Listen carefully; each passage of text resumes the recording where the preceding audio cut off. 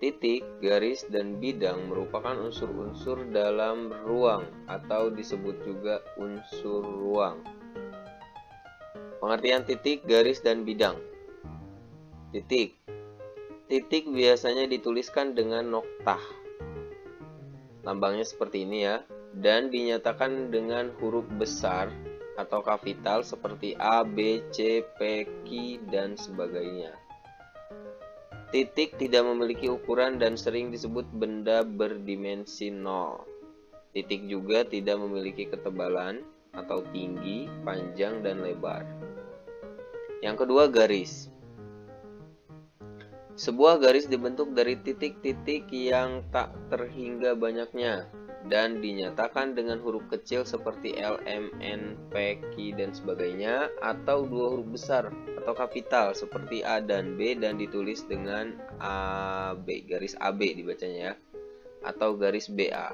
AB atau BA sama aja, tapi biasanya yang digunakan yang sesuai huruf abjad, jadi AB yang biasa digunakan. Sebetulnya kalaupun mau menggunakan BA itu nggak masalah.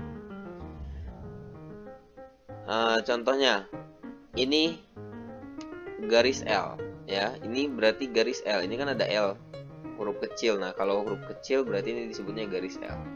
Nah kalau misalkan dua huruf, misalkan di sini ada titik A, kemudian di sini titik B, jadi ini disebut garis AB. Jadi boleh misalkan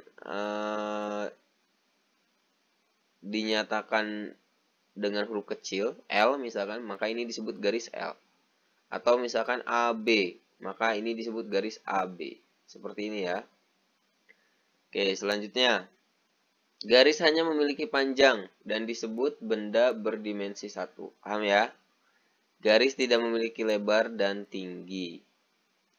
Sebuah garis dapat digambar ke segala arah, yaitu bisa horizontal, contohnya seperti ini. Ini garis horizontal ya. Kemudian bisa juga vertikal, nah seperti ini. Ingat tadi, ini berarti garis L, ini garis AB. Vertikal ya, ini garis, ini horizontal maaf. Ini garis M, ini garis PQ, yang ini yang vertikal. Atau miring. Nah, ini contoh garis miring ya, garis N dan garis XY. Ini adalah contoh garis miring. Oke, jadi ada 3 nih. Ada horizontal, vertikal, dan miring. Oke, kita lanjut. Bidang. Bidang adalah suatu permukaan datar yang terbentang secara tak terbatas ke semua arah.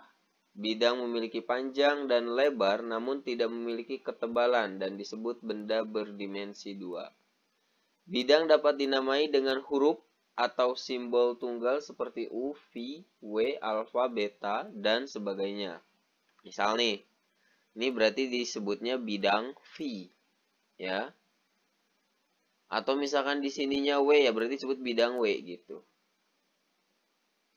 Atau menuliskan semua titik seperti RSTU, misalkan gini, ya. Nah ini RSTU, jadi ini disebutnya bidang RSTU, ya. Jadi bisa ini bidang V, bisa juga ini bidang RSTU. Jelas ya? Selanjutnya hubungan antara titik dan garis dinamakan sifat-sifat kejadian, yaitu 1. Kita dapat menggambar garis yang tak terhingga banyaknya yang melalui sebuah titik pada sebuah bidang. Nah, misal nih, ini kan ada bidang nih. Kemudian ada titik A misalkan di sini.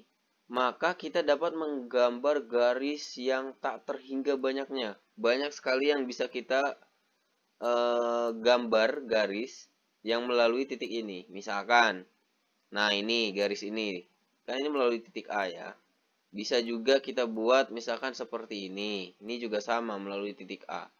Atau seperti ini. Dan masih banyak gitu. Jadi dalam satu titik, pada satu titik kita bisa membuat banyak sekali garis ya gitu. Nah selanjutnya kita hanya dapat menggambar satu dan hanya satu garis yang melalui dua titik yang berbeda pada sebuah bidang. Oke, jadi tadi yang pertama, kalau cuma ada satu titik maka banyak sekali garis yang bisa kita buat. Sedangkan kalau ada dua titik, maka garis yang bisa kita buat hanya satu. Contoh, ini ada garis A, ada titik A, kemudian ini ada titik B. Kalau kita hubungkan, maka hanya akan ada satu garis, gitu.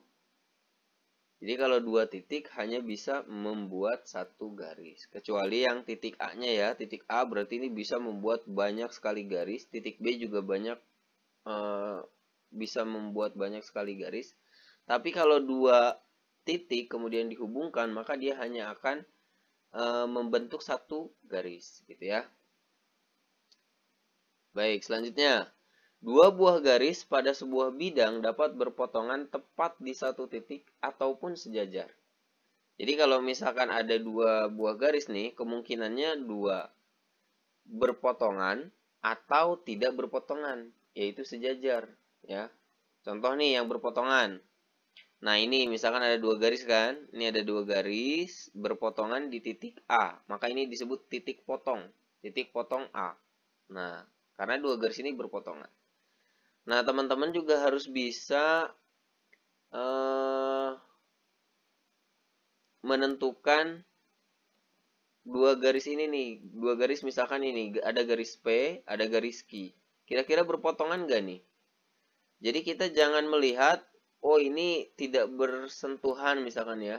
Maka ini tidak berpotongan. Tidak seperti itu. Karena kita bisa melanjutkan garis ini. Jadi kalau kita lanjutkan nih, berarti kan terus ke bawah. Sedangkan yang ini kalau kita lanjutkan, maka terus. Maka di sini akan ada titik potong.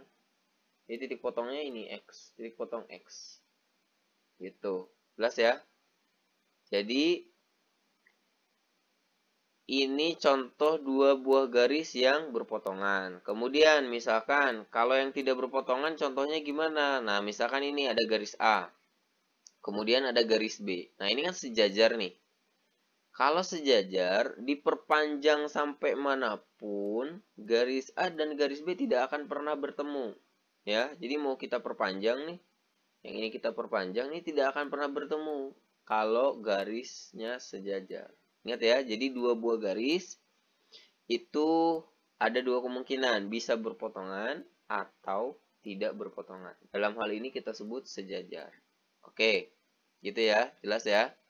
Nah, selanjutnya yang harus teman-teman tahu, ada yang disebut dengan titik-titik segaris atau kolinier.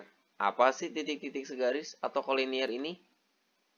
Jadi, tiga titik atau lebih pada sebuah bidang dikatakan sebagai titik-titik segaris kolinier jika kesemua titik tersebut pada garis yang sama.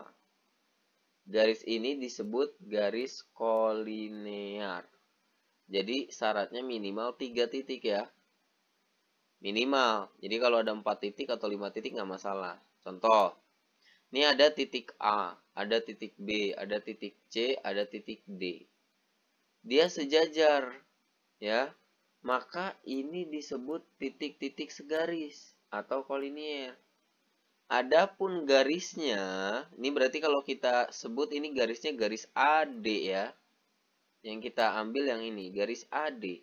Nah, adapun garis AD ini disebut sebagai garis kolinier. Jelas ya? Ini masih pemahaman dasar nih. Konsep dasar banget. Jadi harus teman-teman ingat. Dan harus teman-teman pahami. Karena nanti berhubungan dengan materi-materi selanjutnya.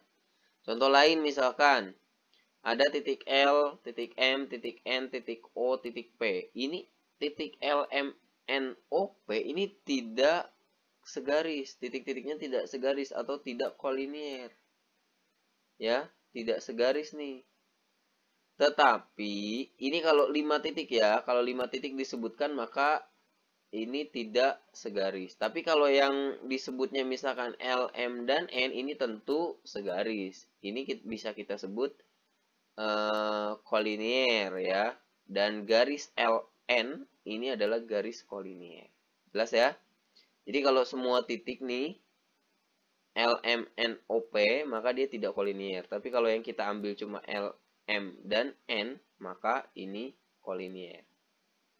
Selanjutnya garis-garis konkuren.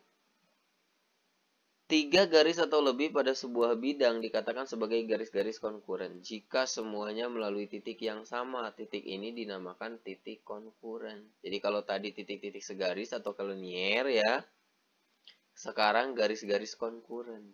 Ini minimal 3 garis. Ya. Kalau melalui sebuah titik, contohnya gini, ini ada titik X misalkan di sini ya. Ini ada garis A, garis B, garis C, garis D. Kan semuanya melalui titik X ini ya. Nah, maka ini disebut garis-garis konkuren. Sedangkan titik X ini dinamakan titik konkuren. Gitu ya. Jelas ya? Contoh lagi misalkan. Nah, ini misalkan ada garis L, M, N, P. Coba lihat. Ini ada 1, 2, 3, 4 garis. Tetapi tidak ada yang melalui titik yang sama. Ya. Ini kan beda-beda tuh. Tidak ada yang melalui titik yang sama. Maka ini bukan garis-garis konkuren. Jelas ya? Nah, mudah-mudahan paham. Segini dulu untuk materi dasar, untuk konsep dasar geometri. Mudah-mudahan bermanfaat buat teman-teman. Jangan lupa support channel ini dengan cara subscribe, like, komen, juga share. Terima kasih. Assalamualaikum warahmatullahi wabarakatuh.